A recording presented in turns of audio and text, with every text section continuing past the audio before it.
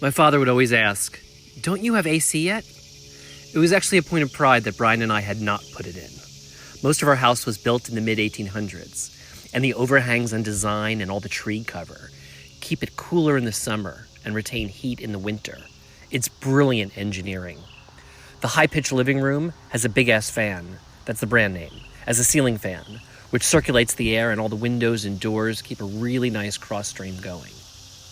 The first summers, there were 2 to 3 brutal days and nights, but why put in icky air conditioning? It also felt, very country not to have AC. The problem is, every year these 2 to 3 brutal days became 4 or 5. Last summer was more than a week. All the Dyson fans in the world don't solve a basic problem, especially if you're awake sweating at 3 in the morning. "Come on," Dad would say, "get air conditioning. I'll pay for it." We refused. Lenny, my dad, passed away last August. As spring showed up, the heat started to appear more consistent.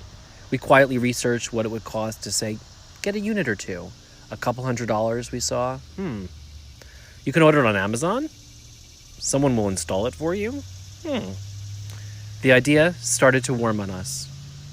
Last month, we narrowed units online, we measured and double measured, and Brian hit the magic button, buy.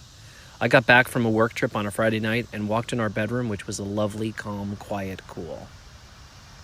We always knew that if we were to ever capitulate, to give in, to give up, to embrace the modern machine that is a Frigidaire, there was only going to be one name for this unit of total comfort: Lenny. I'm Matt Zucker, and this is Cidiot, learning to live and love life in the Hudson Valley. Episode 22, Hot and Bothered. It's 96 degrees today, and I'm sitting in the shade in the picnic table in our garden, my favorite spot. I don't think I'll last an hour.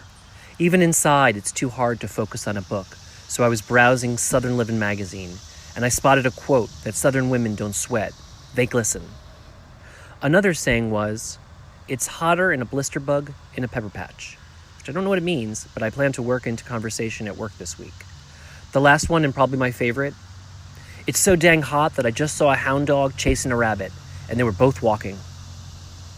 I'm a former copywriter, so you know I'm jealous of whoever came up with those quotes. The best I can do is Farm Fresh, which is our second Cidiot t-shirt, now available for sale on Bonfire. You can find a link in the show notes and on Cidiot.com. Check out the one in Kelly Green. My childhood friend and writer Gwen Thompson has her eye on it, and so should you. The country is just so different than the city in the summer. Outdoors, the summer, the city smells, and you navigate streets based on where you can find shadows and shade. On weekends, you take a train or a bus to Jones Beach. You go from crazy hot outside to freezing cold inside the Muji store, since AC is everywhere and on at full blast. Stores brag about how they don't leave their doors open, as if that was genius or generous. In the country, you have more space, but AC is more sparing. You rely more on nature, which is both good and challenging. Right after the break is my guide to summer living in 2 parts. One note, our friend Stephanie just introduced us to Yacht Rock, which is basically Toto Africa, Christopher Cross Sailing, and Robert Holmes' Escape Pina Colada song 24/7 on your radio.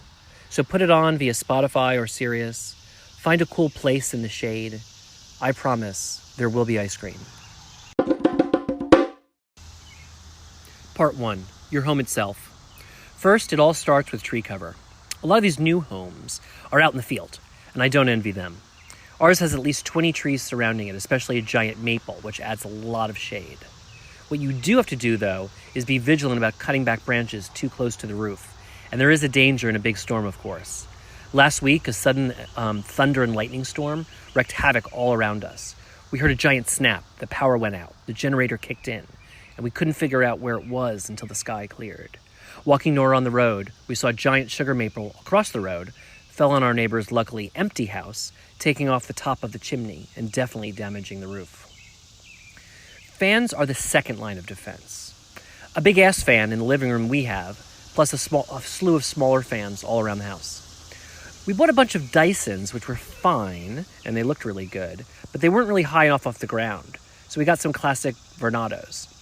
I just read in Inc. magazine that the owner of Big Ass Fans sold his company for $500 million to a venture firm. Blew me away. Get it? Now, air conditioning gives us mixed emotions. The inventor of the modern air conditioner was Willis Carrier, as in Carrier Corp. He went to Cornell like we did. In fact, on the list of famous Cornellians, he's number 20, behind Kurt Vonnegut, number 1, Bill Nye the Science Guy, Toni Morrison, and Ann Coulter, but ahead of Sandy Weil, number 36, who was my dad's roommate, RGB, number 50, and Jimmy Smits, number 51. We put in that single window unit and are tempted to go full house with our forced air system. We really are tempted, especially today. We've also started looking into geothermal. One company popular in New York State and on Facebook is Dandelion. The ad is about there's air conditioning in the ground, which I think is good. I had a guy come over to look at it and do an estimate. The way it works is kind of brilliant, he explained. It literally pulls air from the earth, cold in the summer, hot in the winter. The thing is, we learned from him, though, that we'll have to redo our spider of an HVAC, which doubles the price tag and the effort. It also requires a very specific location to drill down into the earth, which happens to be our front garden. So there's the landscaping bill and the hassle on top of that. Brian cringed. So even with the government incentives and the ability to finance it over 10 to 15 years, we're just not sure yet. Circulation, though, is key. You need all the doors and windows open and screens for the bugs. We rinse them before putting them on every season. What goes unsaid in the heat is how you spend your time, shifts. Hikes and gardening chores are early morning. You might nap or read inside in the heat of the day. And then you'd be outside as the temperature starts to cool down. I'll be back in a minute.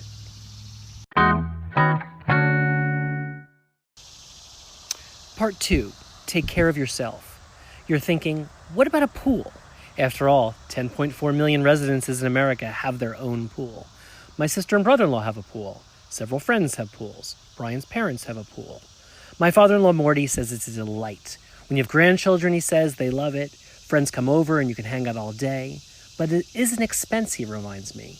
There's upkeep to open it, close it, and keep it running for months. The only way to have total costs feel even reasonable is amortizing it by having more and more people come over and swim in your pool. Each of their swims yesterday, for example, he calculated, cost $500 a pop. Storms also can make a mess to clean up. And last month, they found a dead squirrel. I'm not sure our nieces will let them forget it. There are also town pools. Most seem to require a full summer sign-up and are designed around families with kids. We don't have kids, so peak times don't appeal to us, and we haven't done it yet. There are other options for swimming, though. For example, state parks. Lake Taghkanic State Park in Ancram is just off the Taghkanic Parkway. It's a big lake with 2 man-made beaches, and you can rent paddle boats or kayaks. It's pretty impressive. There also are more secluding watering holes. In Elizaville, for example, there's public access to one of the twin lakes. I recommend buying water shoes so you can walk in and not be grossed out by the algae or worry about the rocks under your feet. And then there's a cool swimming hole at Bard College that goes out to the Hudson. It's hard to find. You turn off at the Tea House Gatehouse, you park near the utility station in overflow parking, and then you hike down to the Saltkill Creek where you can muddle around, swim in a few places, go under a waterfall, or hang out on the shades on the rocks. We took Nora there yesterday. Outdoor showers are great. My sister has one of these at the beach, and I'm jealous. In the summer, I take at least 2 showers a day. It would be great just to do one outside. Let's talk about what you need to have on hand. First, ice cubes. Have them ready at all times. I also like my water chilled, though Brian does not. I also drink vodka tonics, and ice is an essential ingredient to both. Second is watermelon, one of the few fruits my food allergies can let me eat. My ENT, my ear, nose, and throat doctor, also recommended it because it was low acidity, which for some of us is an advantage. But it really comes down to one thing: ice cream. It cools the soul and makes you happy. With a zillion dairy farms, the Hudson Valley has ice cream everywhere. In Germantown, there's Valley Harvest. In Red Hook, across from the movie theaters, is famed Holy Cow. In Elizaville, there's ice creams. And if you want to bring ice cream home, everywhere throughout the valley, you'll find Stewart's shops, basically New York's 7-Eleven, which has great ice cream, not to mention scratch-off cards. My biggest shout-out, though, is to newcomer here in Tivoli, Fortune's. Fortune's is right in the center of the village. I was there yesterday getting a vanilla mint chip in a gluten-free cone. I called the owner afterwards to ask him questions. Brian and his wife Lisa first met in Tivoli when they were both at Bard. Lisa bought him an ice cream machine. They moved to the city, got married, and came back up here 3 years ago.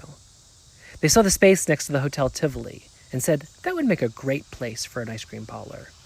The next week, the lease was available, and that was fate enough for them. It's also called Fortunes for a nod to a real village character who was named Fortune. So it's kind of a connection between old Tivoli to today. I asked Brian what the best-selling flavors were. He said it was the Lobny, which is a flavor they rotate the latest seasonal flavors through. The other's Golden Milk, which has turmeric, ginger, and a bunch of things I can't eat, but real people can.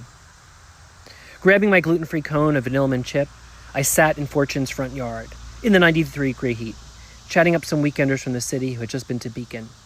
I was uncomfortable physically, but there was no way I was stopping spiritually. I would soon be home to my own Brian, Nora, and our 1 unit of AC. Summer weekends are like nothing else. I'll end with a quote from Nelson Mandela about persistence, which we all need right now in more ways than one. When the water starts boiling, it is foolish to turn off the heat.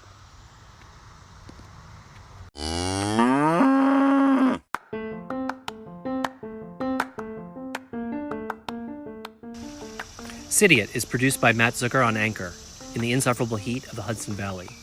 Nora Ephron the dog is sitting next to me and absolutely no help. Cidiot t-shirts are available via Bonfire and at Tivoli Mercantile. See show notes for links. We also do special orders for trailer caps, which have been quite a hit. Our pod site is at Cidiot.com, hosted by Radio Public.